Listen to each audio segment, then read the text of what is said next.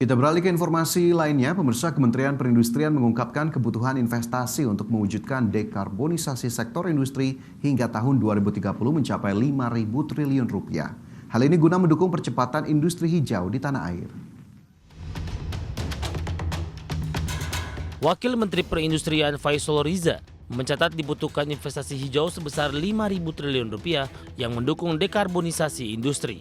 Investasi ini dibutuhkan untuk membiayai penerapan teknologi rendah karbon dan upaya dekarbonisasi lainnya untuk 4 subsektor dari 9 subsektor industri prioritas dekarbonisasi. Adapun keempat subsektor itu yakni industri semen, industri pupuk, industri besi dan baja, serta industri pulp and kertas. Untuk mewujudkan target ini, Kemenperin telah merintis berbagai upaya. Salah satunya menyusun peta jalan dekarbonisasi untuk subsektor industri prioritas yang disusun meliputi 9 subsektor prioritas dengan intensitas konsumsi energi dan emisi yang tinggi, yakni semen, besi dan baja, pulp dan kertas, tekstil, keramik, amonia, kimia, serta makanan dan minuman serta otomotif.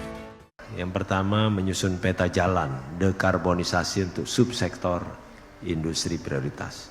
Kedua, menyiapkan kebijakan pengurangan emisi industri, mekanisme pertukaran emisi gas rumah kaca, dan nilai ekonomi karbon sektor industri. Transformasi industri menuju industri hijau bukan lagi sebuah pilihan, melainkan keharusan. Kemenperin menargetkan net zero emission atau emisi nol bersih di sektor industri dapat tercapai pada 2050. Target tersebut lebih cepat 10 tahun dari target pemerintah, yakni 2060. Dari Jakarta, Adi Firmansyah, Adiksi. Iya, tadi kalau kita dengarkan bersama anggarannya sampai 5.000 triliun rupiah begitu ya, sangat besar, dan kita juga sebetulnya perlu tahu ya nantinya apakah itu kemudian dana yang sangat besar didapatkan dari investasi atau justru APBN atau justru pinjaman atau utang gitu ya.